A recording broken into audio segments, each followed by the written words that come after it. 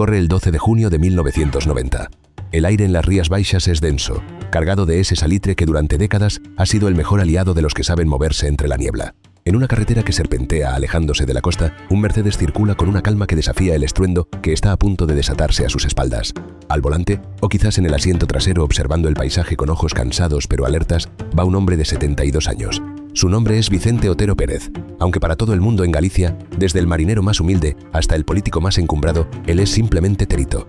En ese preciso instante, mientras el sol empieza a despuntar sobre el horizonte gallego, el cielo se llena de un sonido rítmico y metálico. Son los helicópteros de la Policía Nacional y la Guardia Civil. Es el inicio de la Operación Nécora, el mayor despliegue judicial y policial contra el crimen organizado que España ha visto jamás. Cientos de agentes están asaltando pazos y chalets de lujo en busca de los dueños del Rubio de Batea.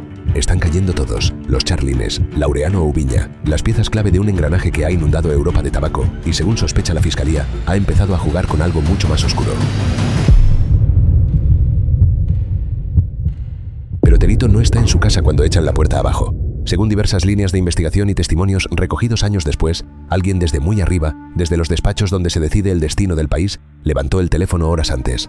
Terito mira por el retrovisor, ve las aspas de los helicópteros recortarse contra el cielo y, con la parsimonia de quien sabe que las reglas del juego siempre han estado a su favor, sigue conduciendo hacia Madrid. No huye como un fugitivo, viaja como un patriarca que sabe que, en Galicia, el poder no se demuestra gritando, sino estando donde nadie te espera cuando todos te buscan. Si te apasiona descubrir las costuras invisibles del poder y la historia oculta de nuestro país, te invito a que te quedes hasta el final para entender cómo un hombre solo pudo moldear el destino de toda una región. Para entender la magnitud de Vicente Otero Pérez, hay que alejarse de la imagen caricaturesca del narcotraficante moderno obsesionado con la ostentación y la violencia gratuita. Terito era harina de otro costal. Nacido en 1918 en Vilanova de Arousa, en una España que se desangraba y una Galicia que aprendía a sobrevivir a base de silencios, Terito creció bajo la sombra de su padre, Eleuterio, un panadero que regentaba una tienda de ultramarino sendeiro. De ahí venía su apodo, una derivación cariñosa del nombre paterno que, con el tiempo, acabaría infundiendo un respeto casi sagrado. En aquellos años de posguerra, la frontera entre lo legal y lo ilegal en la costa gallega era tan difusa como la frontera con Portugal en A Raya. Galicia era una tierra de naufragios y de hambre, donde el Estado era una figura lejana que solo aparecía para recaudar impuestos o enviar a jóvenes a la guerra. En este contexto, el extraperlo no era visto por la sociedad civil como un crimen, sino como una estrategia de supervivencia. Las autoridades de la época sostienen que fue en esos años de escasez absoluta cuando Terito empezó a forjar su leyenda. Mientras otros se conformaban con traer sacos de café o azúcar, él ya miraba más allá. Según las investigaciones del periodista Perfecto Conde, Terito logró establecer contactos de altísimo nivel durante la dictadura franquista, llegando a relacionarse con Nicolás Franco, hermano del dictador, mientras este ejercía de embajador en Lisboa. No era un simple porteador, era un diplomático de las sombras. Traía penicilina para salvar vidas cuando en los hospitales solo había rezos y traía recambios industriales para que las fábricas no se detuvieran. Era lo que los sociólogos han llamado el contrabando de la vida, una actividad que le otorgó una legitimidad social que ningún otro capo posterior lograría heredar. Psicológicamente, Vicente Otero era un estratega de la discreción. Quienes le conocieron le describen como un hombre de modales pausados que prefería un acuerdo razonable a un enfrentamiento sangriento. No era un tipo de gatillo fácil, sino de palabra firme. Entendió antes que nadie que el verdadero poder en Galicia no residía en las pistolas, sino en la red de favores y en la infiltración en las instituciones. Terito no se escondía en la montaña, se sentaba en los palcos. Entre 1958 y 1962 ocupó cargos directivos en el Real Club Celta de Vigo, en una época que los cronistas deportivos y sociales de la ciudad recuerdan con una mezcla de nostalgia y sorna como la del Celta de Marlboro. El dinero del tabaco no solo servía para comprar voluntades, sino para financiar los símbolos del orgullo gallego. Bajo su influencia, el contrabando de tabaco, o el Winston de Batea, pasó de ser un negocio de subsistencia a una industria transnacional perfectamente coordinada. Terito era el presidente de lo que popularmente se conocía como la Cooperativa, un sindicato de contrabandistas que operaba con la precisión de una multinacional de la logística. Se reunían en los salones del Parador de Cambados o en hoteles de lujo, dividiéndose las costas, los tiempos y las cuotas de mercado. Según fuentes cercanas a la investigación de la época, cada desembarco estaba asegurado por un fondo común. Si una planeadora caía, la cooperativa pagaba la multa y mantenía a la familia del detenido. Era una estructura de bienestar social sumergida, liderada por un hombre que vestía traje impecable y que era capaz de sentarse a comer con los ministros de la época sin que nadie se escandalizara.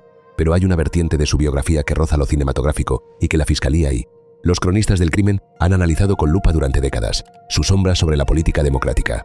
Terito no solo fue un hombre del régimen franquista, supo transitar hacia la democracia con una agilidad asombrosa. Se convirtió en un militante destacado de Alianza Popular, el germen del actual Partido Popular.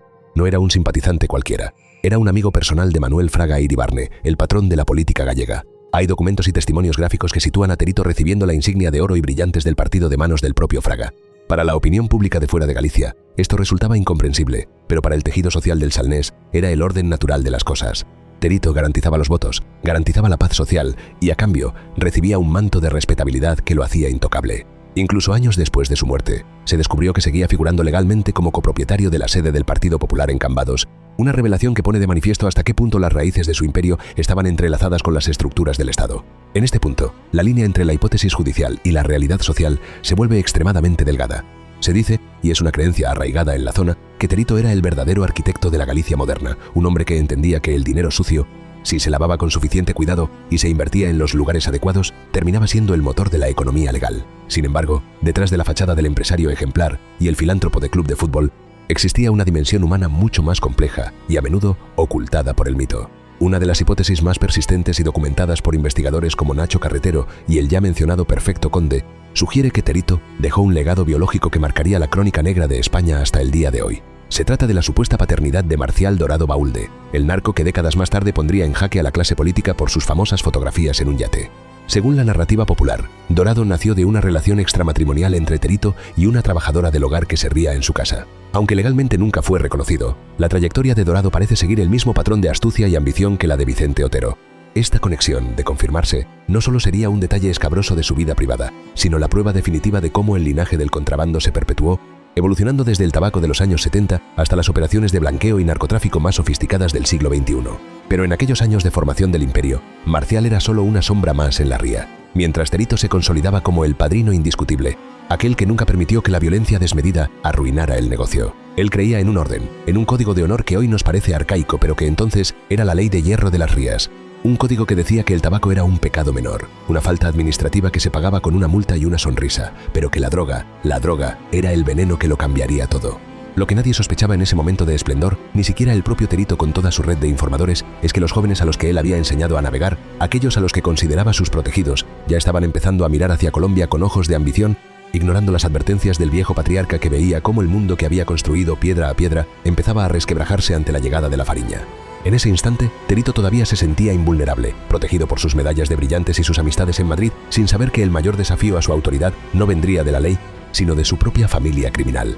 Aquel hombre que había nacido en una panadería y que ahora controlaba el flujo de millones por las costas de Europa, estaba a punto de descubrir que ser el arquitecto de una maquinaria tan poderosa tenía un precio que ni siquiera él podría pagar con su insignia de oro.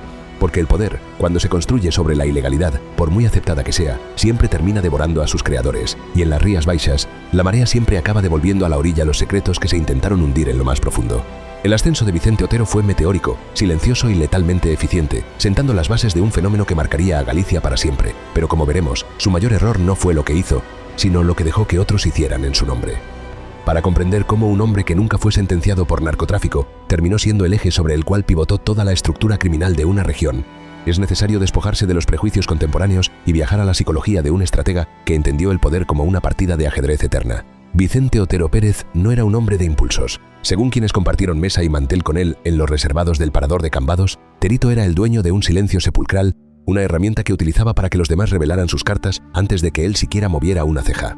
Su figura representaba el tránsito perfecto entre el antiguo régimen y la modernidad democrática, un puente de oro y brillantes que conectaba la miseria de la posguerra con la opulencia de los años 80. Pero, ¿quién era realmente este hombre al que todos llamaban Don Vicente? Las autoridades de la época y los investigadores que han escudriñado su vida coinciden en que Terito fue, ante todo, un gestor de la escasez. Nacido en 1918, creció en una Galicia donde el Estado era un concepto abstracto y el hambre una realidad tangible. Su educación no fue académica, sino de muelle y mostrador. En la panadería de su padre Eleuterio, en la pequeña parroquia de Deiro, aprendió que la lealtad se compra con pan y que el respeto se gana no faltando nunca a la palabra dada. De ahí, de esa raíz humilde y trabajadora, nació el apodo que se convertiría en marca registrada del poder en las Rías, Terito. La construcción de su ascenso es una lección de realismo político y económico. Las investigaciones más minuciosas, como las recogidas en los archivos de la Guardia Civil y por periodistas especializados en la crónica negra gallega, sitúan el primer gran salto estratégico de Vicente Otero en la década de los 40. En una España cerrada al mundo por la autarquía franquista, Galicia era una isla de necesidad rodeada de mar y frontera. Terito vio en el extraperlo no un delito, sino un servicio logístico. De acuerdo con las memorias de agentes de aduanas que operaban en Arraya, el joven Otero empezó moviendo lo que hoy consideraríamos minucias, piezas de recambio para motores que de otro modo habrían dejado a los barcos pudriéndose en el puerto. o incluso suministros médicos esenciales. Existe una línea de investigación que sostiene que Terito fue clave en la introducción de penicilina en una época en la que un simple antibiótico era la diferencia entre la vida y la muerte. Este es un punto crucial para entender su blindaje social. En los pueblos costeros, Terito no era el hombre que violaba la ley, era el hombre que traía lo que el gobierno no podía o no quería suministrar. Se cuenta en los bares de Vilanova que, cuando alguien necesitaba una medicina imposible de encontrar, el consejo era siempre el mismo: ve a ver a Terito.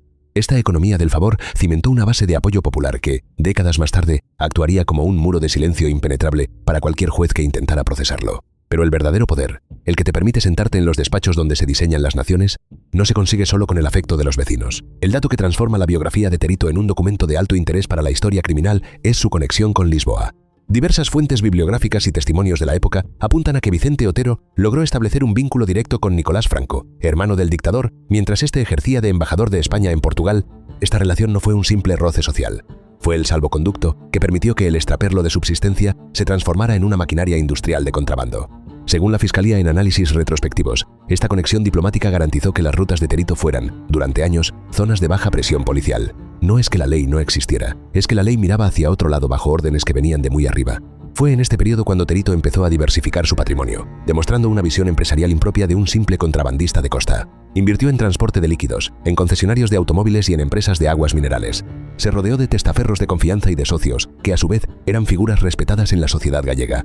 En este punto de su vida, Terito ya no era un tipo que descargaba sacos en la playa bajo la luna. Era un inversor, un hombre de negocios que entendía que la legitimidad es el blanqueo más efectivo que existe. Si te interesa comprender cómo se financian las sombras del poder, lo que viene a continuación te dará las claves de un sistema que todavía hoy proyecta su influencia. La expansión del imperio de Terito alcanzó su cenit con la llegada del tabaco americano, el famoso rubio de Batea. Lo que en un principio fue un goteo constante de cajetas de Winston o Marlboro, se convirtió bajo la batuta de Terito en una cooperativa perfectamente engrasada. Las autoridades mantienen que Vicente Otero fue el presidente en la sombra de este Sindicato del Fume, una organización que reunía a los dueños de las planeadoras para coordinar los tiempos y minimizar los riesgos. La regla de oro impuesta por Terito era la paz. Nada de violencia, nada de ruido innecesario. Si una patrullera interceptaba una carga, se asumía la pérdida, se pagaban las multas y se cuidaba a la familia del detenido. Terito entendía que el escándalo es el peor enemigo del beneficio.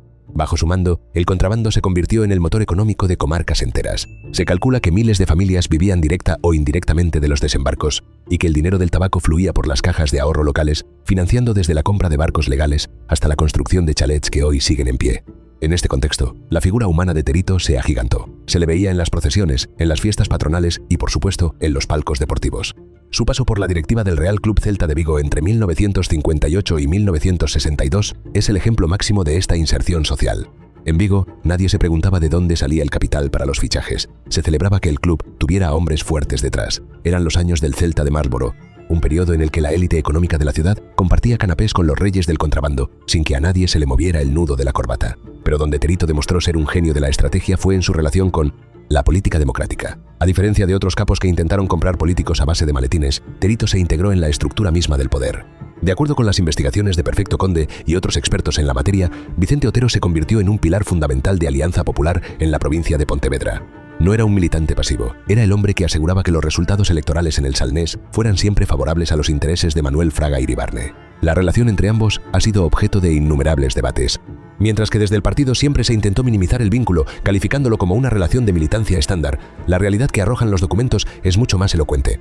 Terito recibió la insignia de oro y brillantes del partido, un reconocimiento que solo se otorgaba a los colaboradores más estrechos y generosos. La pregunta que surge inevitablemente es, ¿qué ganaba el partido y qué ganaba el patriarca? La respuesta, según analistas del sistema caciquil gallego, reside en la estabilidad.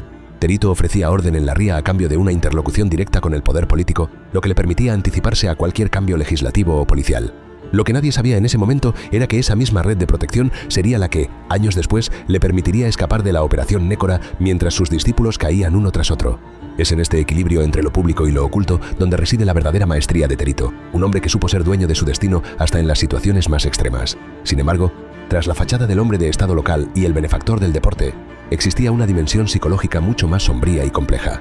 Terito era un hombre de códigos antiguos, un patriarca que ejercía una autoridad moral basada en el miedo reverencial más que en la fuerza bruta.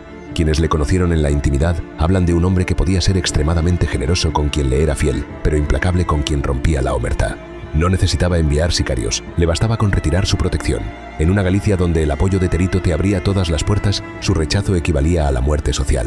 Pero esa misma rigidez moral fue la que empezó a crear fricciones con la nueva generación de contrabandistas, jóvenes como Sito Miñanco o los hijos de Manuel Charlín, que veían en el tabaco un negocio de viejos y miraban con ojos ambiciosos hacia las rutas de la cocaína que empezaban a abrirse desde Colombia. Terito, con una intuición casi profética, se opuso radicalmente al tráfico de drogas.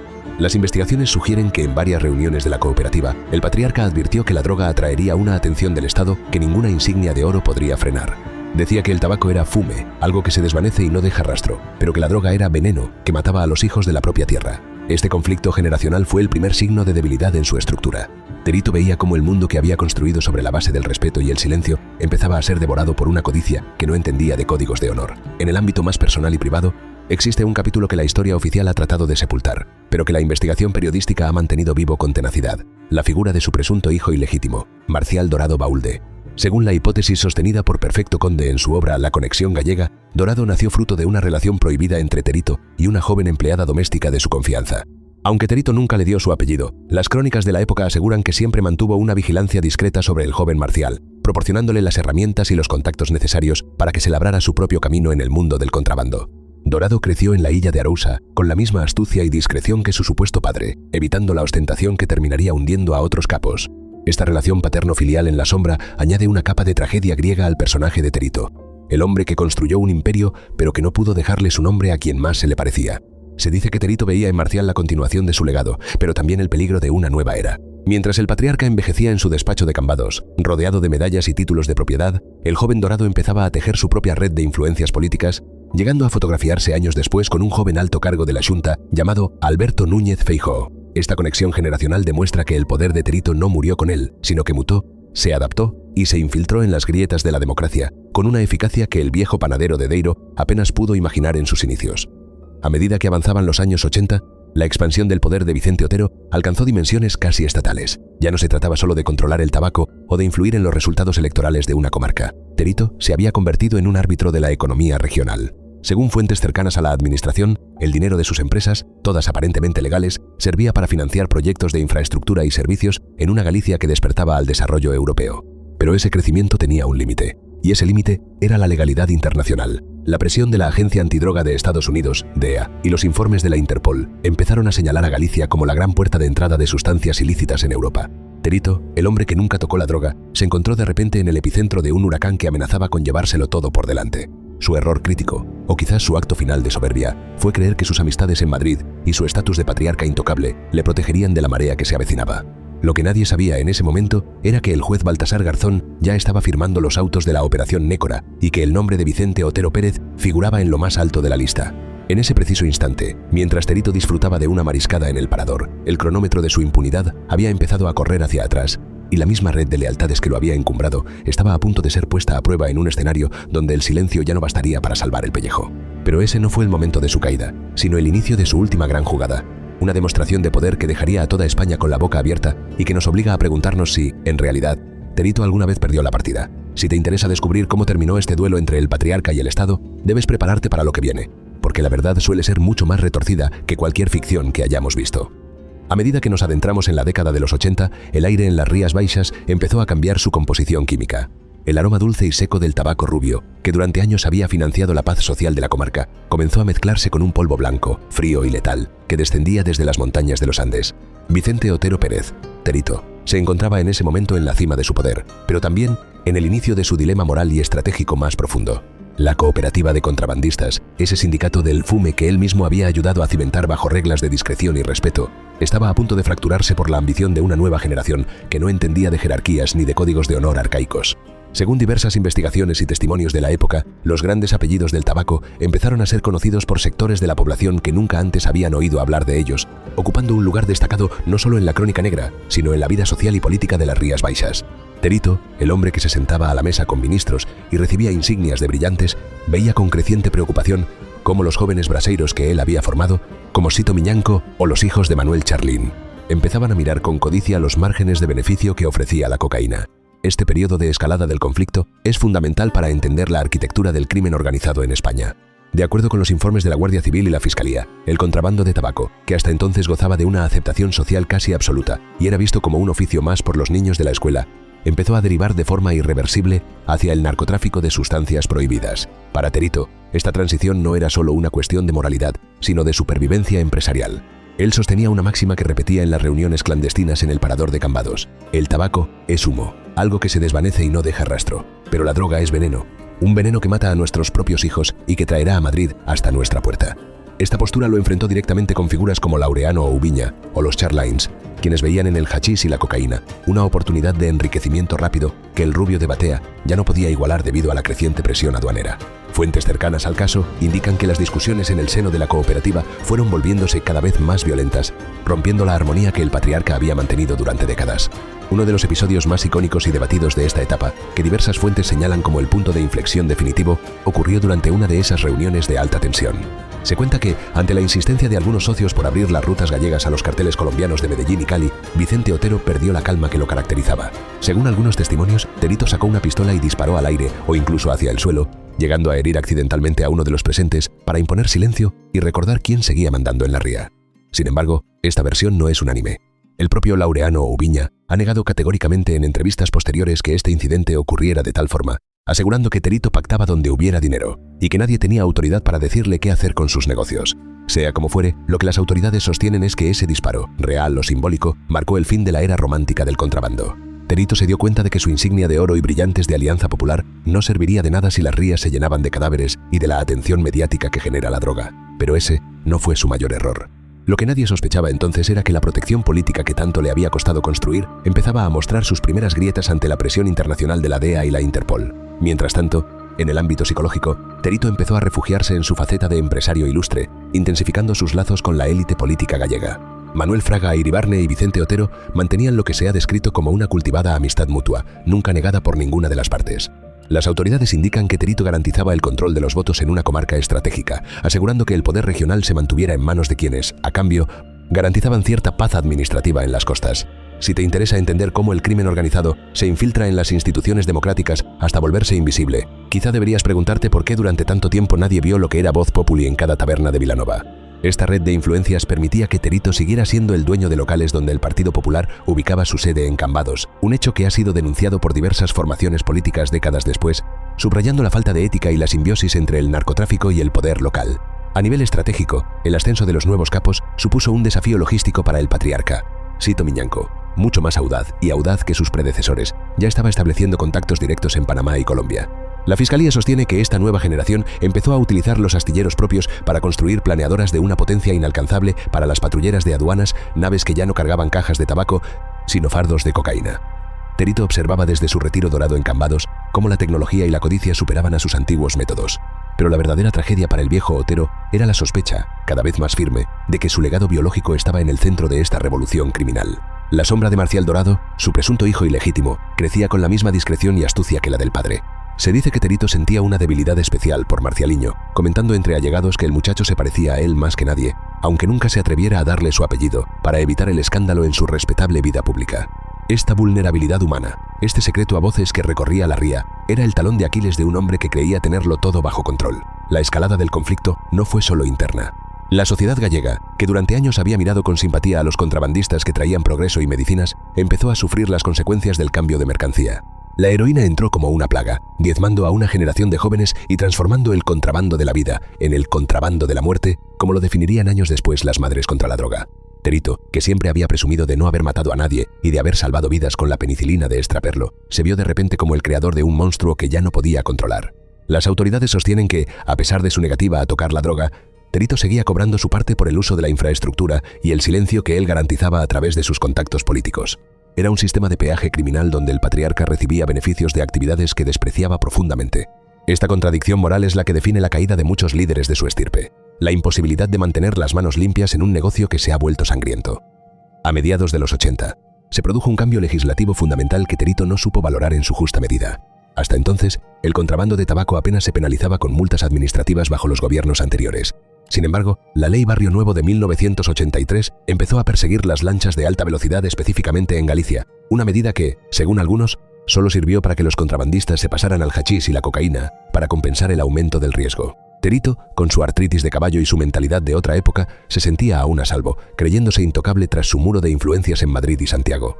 Lo que no entendía en ese momento de expansión de poder era que el Estado, presionado por las muertes de los jóvenes en las calles y por las exigencias de Europa, estaba preparando un contraataque que no distinguiría entre el humo del tabaco y el polvo de la cocaína. Las reuniones en el casino Atoxa o en sus restaurantes encambados ya estaban siendo vigiladas por agentes que no aceptaban sus mariscadas. En este clima de tensión, Terito cometió su error crítico. Confió demasiado en la omerta de una Galicia que estaba cambiando y en la lealtad de una clase política que empezaba a verlo como un lastre incómodo. Mientras sus socios más jóvenes empezaban a caer en pequeñas redadas, él seguía paseando con la parsimonia de un ciudadano ilustre, sin sospechar que un joven juez de la Audiencia Nacional, Baltasar Garzón, ya estaba recopilando los testimonios de arrepentidos como Ricardo Portavales que lo señalaban como el epicentro de todo. La investigación institucional estaba avanzando en silencio, tejiendo una red que atraparía no solo a los que descargaban en la playa, sino a los que daban las órdenes desde los salones de cuero. El poder de Terito, basado en el equilibrio y el respeto, se estaba convirtiendo en su propia condena. Pero lo que nadie podía imaginar era que, incluso en el momento de su caída, el padrino tendría guardado un último as bajo la manga que dejaría en evidencia la porosidad de un sistema que él mismo había ayudado a corromper. Si crees que la historia termina con una celda y una sentencia, es que aún no has comprendido quién era realmente Vicente Otero Pérez. Lo que ocurrió en las horas previas al desembarco policial de la Nécora es una lección magistral de cómo funciona realmente el poder en las sombras, un episodio que todavía hoy genera preguntas incómodas en los despachos más altos del país. En ese momento, Terito aún no lo entendía.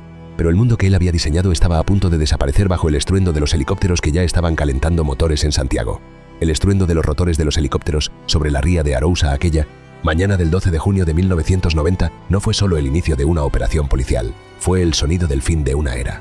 Mientras el juez Baltasar Garzón coordinaba desde Santiago de Compostela lo que inicialmente se llamó Operación Mago, nombre que él mismo rechazó para rebautizarla como Nécora, un despliegue de 100 vehículos y cientos de agentes de la Policía Nacional y la Guardia Civil tomaba las carreteras del Salnés.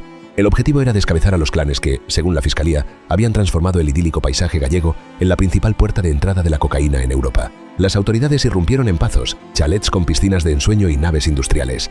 Cayeron los Charlines, cayó Laureano Ubiña en su pijama de rayas, y la jet set madrileña se estremeció al ver cómo los hilos del contrabando llegaban hasta sus propios salones.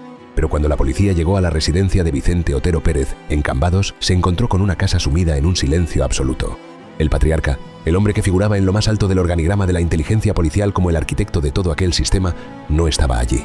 Según las investigaciones que se derivaron de aquel estrepitoso vacío, Terito había abandonado su hogar apenas 2 horas antes de que el primer agente pusiera un pie en su propiedad. No fue una huida desesperada por el monte ni una persecución de cine por las rías. Fue una salida tranquila, en su propio vehículo, en dirección al aeropuerto de Santiago.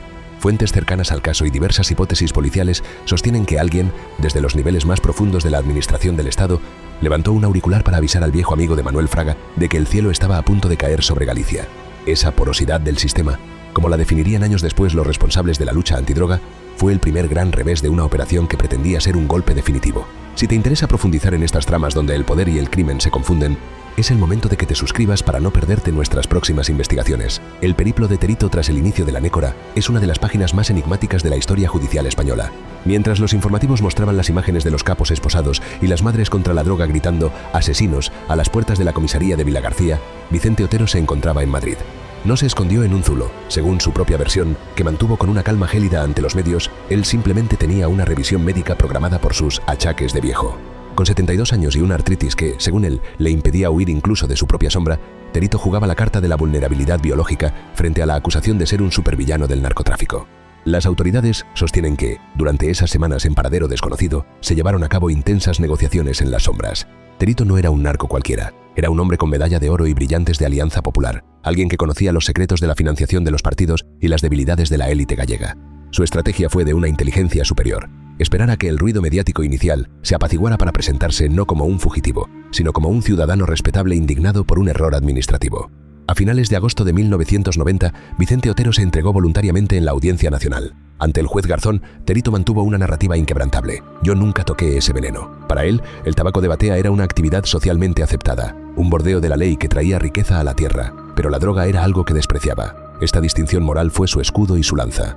Según el sumario de la Nécora, no se encontró ni un solo gramo de cocaína vinculado directamente a su nombre. Terito había construido su imperio de tal forma que su firma solo aparecía en escrituras de propiedad legales, en acciones de empresas de transporte y en insignias de honor, dejando el rastro del polvo blanco para una generación de discípulos que, a sus ojos, habían perdido el norte. Lo que nadie imaginaba entonces era que el sistema judicial, en su intento por atrapar al gigante, cometería un error técnico que rayaba en lo absurdo. En el auto de busca y captura se había deslizado una confusión terminológica que la defensa de Terito utilizó con maestría quirúrgica. Mientras la policía buscaba a Oterito, el diminutivo derivado de su padre, sus abogados sostuvieron que el cliente era Vicente Otero Pérez, alias Terito, y que cualquier vinculación en las actas bajo otro nombre invalidaba el proceso. Pero más allá de las triquiñuelas legales, la realidad es que el testimonio de los arrepentidos, como Ricardo Portavales, empezó a flaquear cuando se trataba de señalar hechos probados y directos contra el patriarca.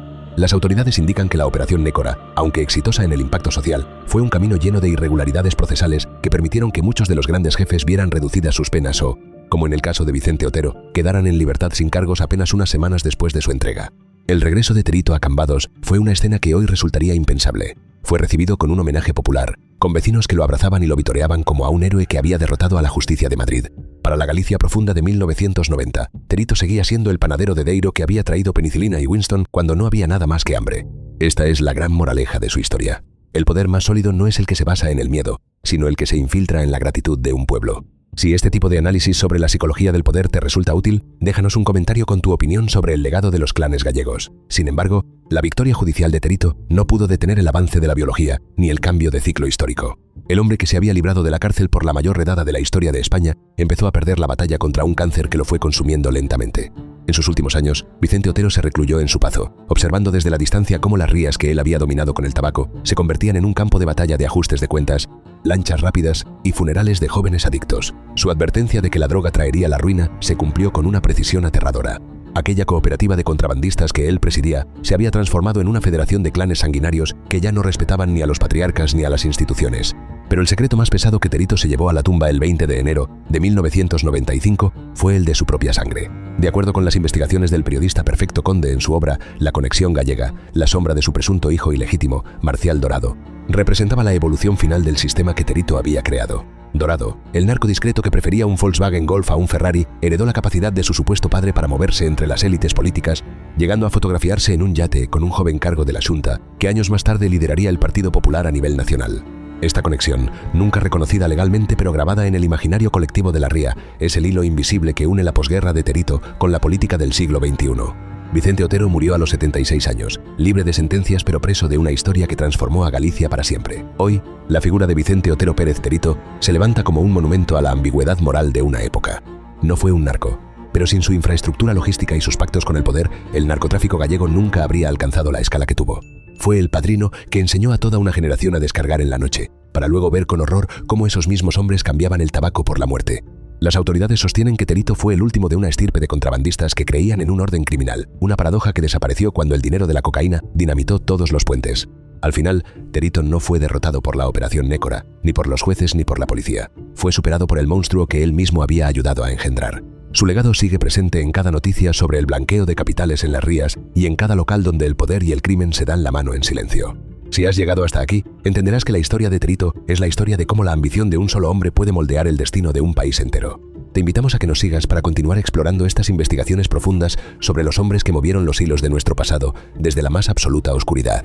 Reflexionando sobre su trayectoria, queda una pregunta que la justicia nunca pudo responder del todo. ¿Era Terito un benefactor social o el catalizador de una tragedia regional? Según la Fiscalía, su papel como pacificador de la cooperativa fue lo que permitió que el sistema criminal se profesionalizara hasta ser imbatible. Para sus defensores, fue un hombre de su tiempo que actuó con la ética que el Estado le negaba a los gallegos. Lo cierto es que, tras su fallecimiento, Galicia entró en su década más negra, la de los grandes alijos de cocaína y la heroína en las esquinas, demostrando que cuando los patriarcas desaparecen, solo queda el caos. Terito murió creyendo que su nombre quedaría limpio porque nunca tocó la fariña, pero la historia ha sido más severa. Su nombre está indisolublemente ligado a la génesis del narcoestado gallego, un sistema donde la medalla de oro del partido y el fardo de droga terminaron compartiendo el mismo fondo de armario. Vicente Otero Pérez, el panadero de Deiro, el directivo del Celta, el militante de Brillantes, terminó siendo simplemente Terito, el hombre que creó a todos los grandes narcos gallegos y que, sin embargo, se marchó con la cara lavada ante la ley, dejando atrás una tierra que aún hoy sigue intentando sacudirse el salitre de su memoria. Porque en las Rías Baixas, como bien sabía el viejo patriarca, lo más difícil no es traer la mercancía a la orilla, sino conseguir que nadie te vea cuando la luz es a plena luz del día. Su vida fue su mayor contrabando, y su muerte el último chivatazo de un sistema que prefirió el silencio a la verdad.